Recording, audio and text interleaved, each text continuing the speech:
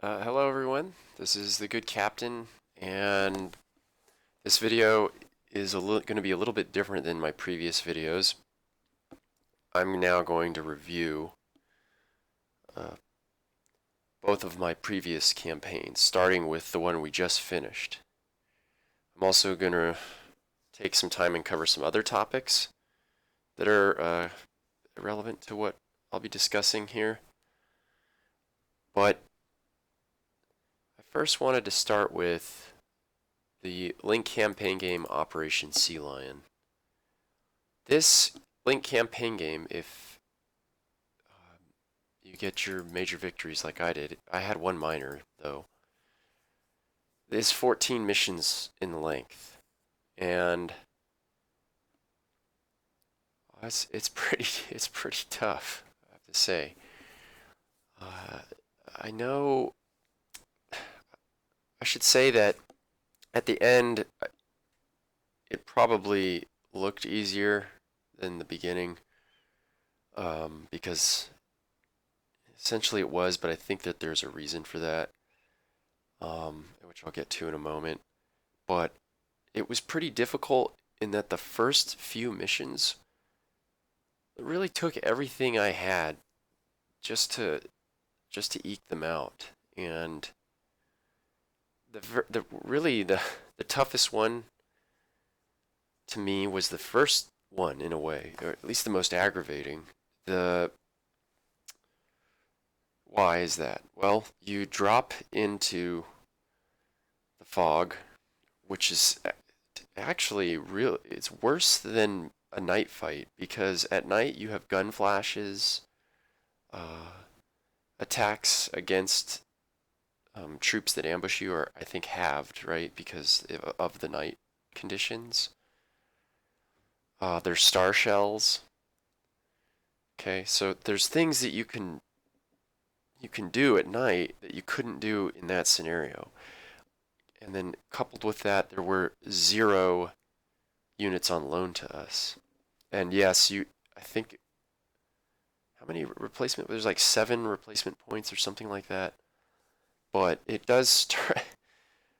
I gave that my best crack, and I think I took, what, like 11 or 12, or I should have checked before I started this thing. But anyway, I took some pretty significant losses and went into the next scenario, which is, of course, the main landing, not topped off. But uh, yeah, so that was a very different and very difficult scenario. And then, of course, the second scenario was the landing. That in itself was significantly less difficult, but still kind of a tough go. Again, just you got to learn the enemy, you got to learn the battlefield. So we were spending a lot of time pulling up the unit handbook, studying our capabilities and the enemy capabilities. I didn't have anything, nothing was intuitive at that point, as it would become later. But okay, we got the major victory there, fine. Then we get to the Stone, I guess it's Stone Street. The third battle. This is the one. This was kind of a highway. It was a big, long north-south highway clearing. Here, let me pause the video and pull it up. Here we are. This is actually my YouTube video. I'm making a video of my video, right? So I just shut the sound off. This scenario was, uh, not too crazy, but you have this. Oh, perfect. You had this British counterattack here that hit us in the flank. Um, and though we defeated it, it still set the tone for the rest of the missions for me, or at least the next 3 or 4, that you really can't expect. You don't know what to expect from the British. That units can hit you in the flank like they did there at any time. And I think this came up again in Canterbury. Uh, and I feel like this battle and the next one, which was Canterbury, I really just got the majors by. I didn't win. I don't feel like I won these fights like major victories fair and square because I sort of skunked the final objectives. I can't pull it up, obviously, but At the top of the map here, there was an objective, and I think I just forced my tanks forward and did like an armored blitz up there. And yeah, God, I definitely remember Canterbury. The same thing happened there. In fact, here, I'll just pull that up real quick. Yeah, here's this ridiculous moment when I put together this harebrained scheme that just, you know, by the skin of my teeth worked out. And this was the second mission in a row where I did this. This is the, look at that. These two missions together just had me completely rattled. Like the extent that I was having to go to try to capture these major victories had me just worried about the future of the campaign at this point because it was so early in the LCG. Okay, so let me pull up a different screen here. Yeah, so that was mission 1, 2, 3, and 4. Those first 4 missions were a serious kick in the between the legs, if you know what I mean. And then the fifth one, uh, just had me shrugging my shoulders. I got the minor victory. I I didn't push or even create a situation where I could get the major. If you go back and check, I sort of just laid down and took the minor because I really wanted to try to recover some of my strength, anticipating that, the rest of this is just going to get way worse if these the first 4 were so hard, and then the fifth one I just took the minor because yeah, I didn't see any way around it. I was thinking, of the rest of the campaign, which I think is important to do. You want to husband your forces. You want to make sure that you have enough strength to carry on scenario to scenario. But and the Maidstone fights were sort of these 3 fights here were sort of they were tough, but I think at some point I finally recovered all my strength.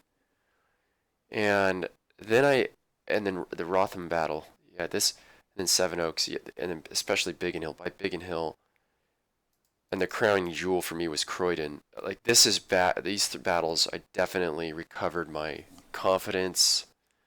I knew I was on my way to probably just major victorying all of the scenarios. But I will say that I did notice that okay, well, 2 things. One, there was always units on loan to me, so I could abuse them, which is huge. Just having a few units on loan that aren't core units can, well, you almost want to think of it like this, that every unit that is not yours are SP in your pocket. Those SP can be spent instead of your core unit SP. So they might as well be replacement points. At least that's the way I always utilize them in any LCG campaign game. So there was always quite a bit of those units on hand in each of these scenarios. And I'm saying that because to contrast this with the Link campaign game I played previously, the fall of the Philippines, as the Japanese, that wasn't always the case. I'll touch up on that in the latter half of this video. Okay, so what else? Oh yeah, that's the other thing. I did notice too that the British counterattacks seem to peter out. So Canterbury, no wait. Yeah, there was one in Canterbury, and there was one in Stone Street. Those 2 I definitely remember. And I think there was one of the Maidstone battles definitely had a counterattack, I remember. But after the Maidstone fights, it sort of settled down into route clearance / set piece battles. And then, of course, the last 2 were city fights. And I sort of was expecting something wacky to happen in London, but I didn't. Basically, it was just a street by street grind fest. in which we came out really pretty far ahead there. So yeah, I really liked it. It was, I was off balance, especially in the first half, very off balance. Felt fairly uncomfortable. Um, but in the latter half, this was what was more familiar to me. I did enjoy the city fighting at the end, though. I don't do too much of that, so of all the things that you know, I'm glad to have done it because I feel like I got better at city fighting. It always scared the hell out of me, and so I don't think I was ever really too well versed in it, but I feel much more confident about doing it in the future. And now I'm going to say another thing about the book. So, the book was The Invasion. This Link campaign game is based off this book called Invasion: The Alternate History of the German Invasion of England. And I really liked the LCG. I thought it was good length. 14. Actually, well, we can talk about that real quick. So I did. It was 14 missions, and I did them in essentially 60 parts. But at an average of 1 hour and 15 minutes per part. It probably took like 70 to 75 hours to do. So it's a hefty LCG, but I don't mind that at all, obviously. The book, however, I I didn't have the best opinion about this book, so I left a review. You can read it on Amazon, or you can pause the video and read it here. But I gave it 2 stars, and um, I'm not going to read this to you, but uh, I gave it 2 stars because uh, there was a few things that were just, well, the biggest one was that in the book, logistics is sort of, you know actually, I don't want to talk about this too much. I'll just say that the logistics was the biggest thing to me. That I'm an army. I did most of my time as an officer in the army. I was spent behind a desk after all the fun stuff, and I was a logistician, and so I felt like he really glossed over the logistics, especially so soon after, um, you know, defeating France. So, but there was also that I could have forgiven him for that, but there was these other, like Churchill just losing his nerve, which is essentially what happened.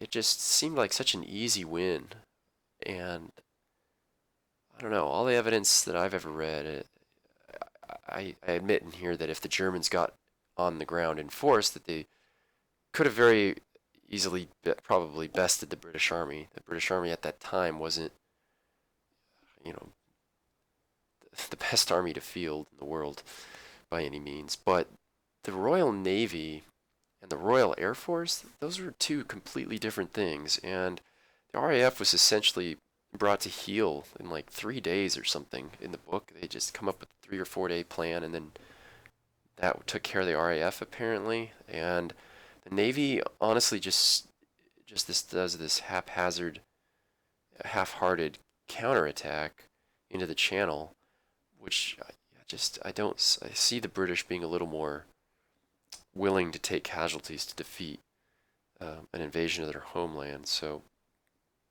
anyway, I've read quite a few alternative histories, and I'll just name a few here. The Moscow option, um, Days of Infamy. Moscow option is an alternate history where the Germans, instead of driving for Moscow in 41, drive for the Caucasus oil fields first before doing other things, and uh, anyway, it plays out a little bit differently. Um, Days of Infamy is if Nagumo had launched the third wave Pearl Harbor strike. And I have another book called Fox on the Rhine. It's if the bomb plot had succeeded, what would have, an alternate history, an end to the war there as well. So, and now this one. So of those four, I really was the least impressed by this one. The other three were giving me things to think about. This one, I felt like it was somebody who really just wanted to see the Germans clock the British. So, all right, enough of that. Okay, and here we have the Fall of the Philippines LCG scorecard. This was, I think, 13.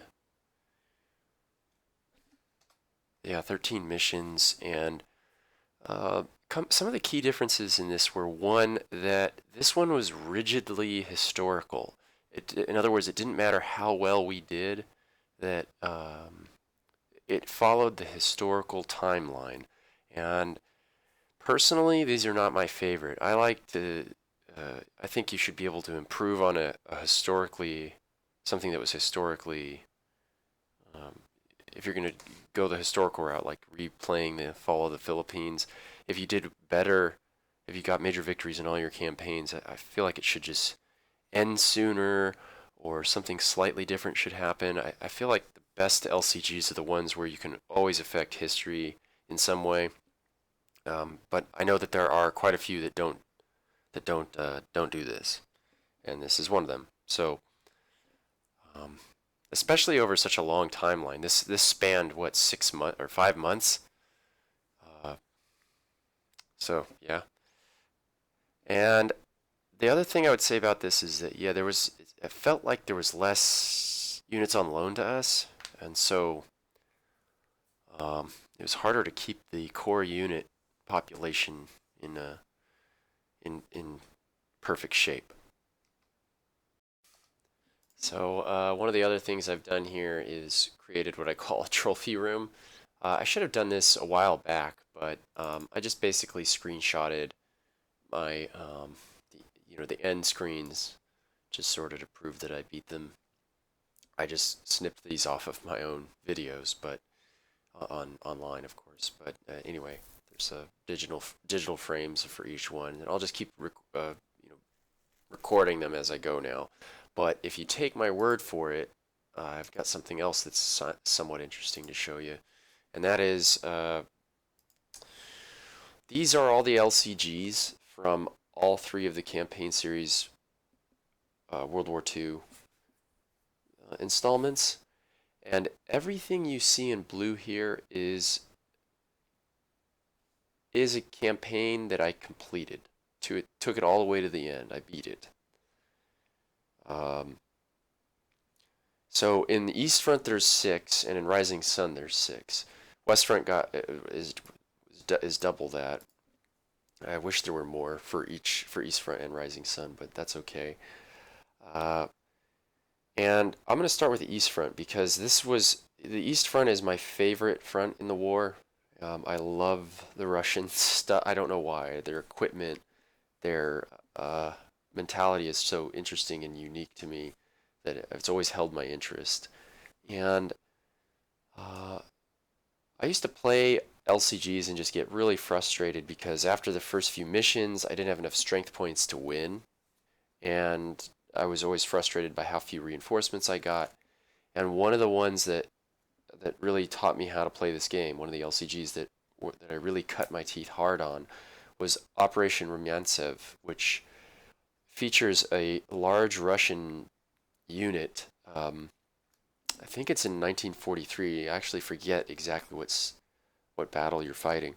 But in the first mission, you have a ton of anti-tank rifle platoons, and I had no understanding of what they were and what values meant and everything. This was many years ago, right when the LCGs first were coming out. Because before that, you only had the dynamic campaign games, which were not historically accurate. But were at least a strong attempt was made to be historically accurate. And I learned that ATR platoons are useless against troops. And once I figured that out and it was able to clear the first mission, I would lose the second one and have to start over again. But Operation Rumyantsev really taught me the patience that I needed to, or if not the patience, actually probably the more technical side of it, how to like pull up the unit handbook and why that's important. Um, On to Berlin is so I've that yeah that on to Berlin is one of my I really like that one because it replays a historical event, the race to Berlin, but you take Konev's army, not Zhukov, because Stalin ordered a race between the two, so you can alter history slightly in this one, which is awesome. I'd love I'd love if they were all like that, where if you could again replay the historical event, but there's a doorway open for a slightly different path. That's great. So what's in red? Well, the ones in red are ones that I know I tried and just gave up on. So Crucible of Death, again, this has been probably 15 plus years now since I played Crucible of Death, but I remember trying it, retrying it, and trying it again and just giving up because I couldn't get it together. That one's interesting because it's the end of the war. You're playing as Germany, and it's like a ragtag circus of equipment that you've got in your core units, including the the incredible mouse tank, which is one of the, I think, the largest actual tank that was produced, although it never fought in combat in World War II. But the Großdeutschland at Kursk I've never played. Road to Moscow I've played. I talked a little bit about that in the last video, at the end of the last video. Black Arrows and Red Guards I've never played. Then we get to West Front, and I'm not going to go through all of these. Um, I yeah, I played a Force 10 Storm. I definitely hadn't. Now that I've gone through it, I definitely I might have fidgeted around with the first couple scenarios of Operation Sealion, but I'm sure that I never carried it through. So what I just did was the first time ever doing it. I don't have too much to say about any of the rest of these. Oh, other than Hunters from the Sky, that's another rigidly historical LCG that really is just a bunch of scenarios stitched together.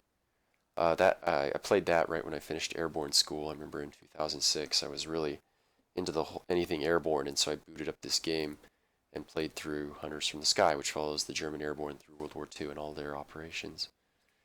And then we get to Rising Sun, and this is the one I played the most of. I don't remember why, but I've played them all and beat them all. In fact, some of them I've played several times. Fall of the Philippines, yeah, twice now. Reaping the Whirlwind used to have a program error wouldn't let you past it, and either they fixed it or something. But I definitely beat that LCG. In fact, I think prior to, I think I beat that a few years back. You know, obviously before I was making YouTube videos, but you can get through it now. Um, Operation Shoestring. Oh, I have to say something about this. If you are, um, if you want to try out an LCG but you're not sure which one to try, I would say try Operation Shoestring. And I've played this one so many times. I love the Battle of Guadalcanal. It's one of my favorite in World War II.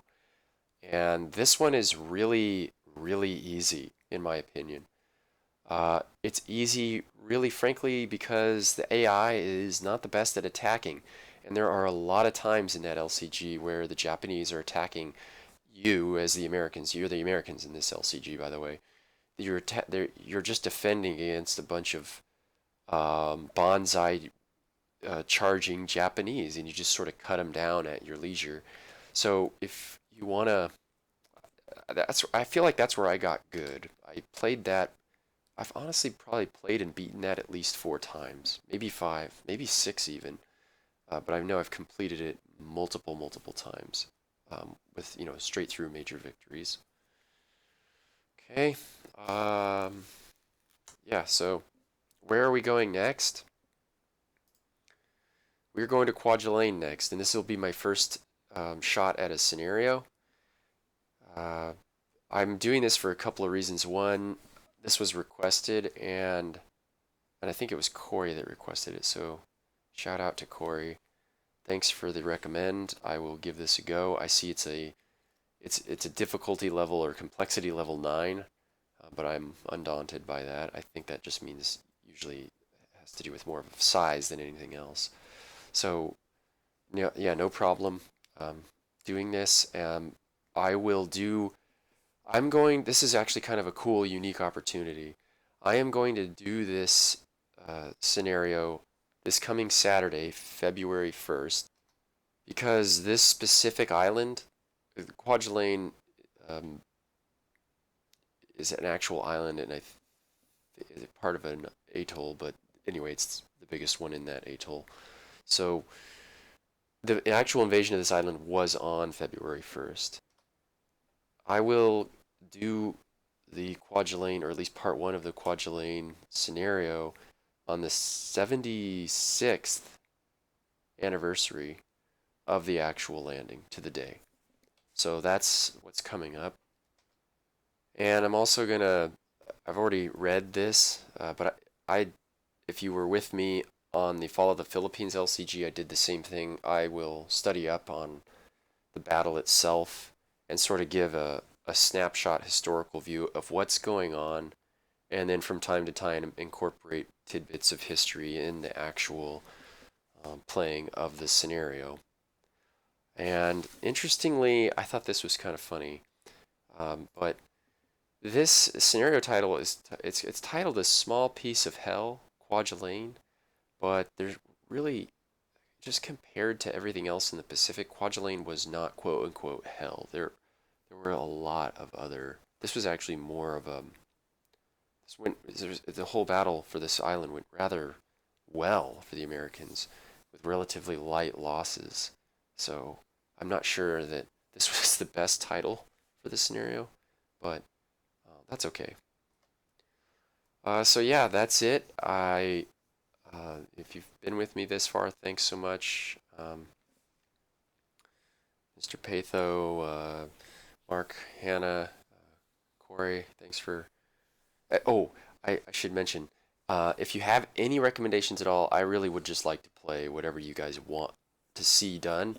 Um, I I would lean towards the next few battles being from the scenario standpoint because I'm going to try to capture more subscribers and followers by doing the battles. I think they're a little, more friendly in terms of people wanting to see something from start to finish that they don't have to follow day in and day out. And scenarios are, of course, much shorter than campaigns, but campaign LCGs are my favorite. They always pretty much will be, but the scenarios do offer, in some ways, a lot more because you can, for instance, this would never be like an LCG. Kwajalein was knocked out in 4 days, so and it's such a small island, so it's best represented in a battle. So it's good to cover some of these little other aspects of World War II. So again, please like, comment, subscribe, share, and throw some recommendations out below. But I will see you this Saturday. Okay, take care.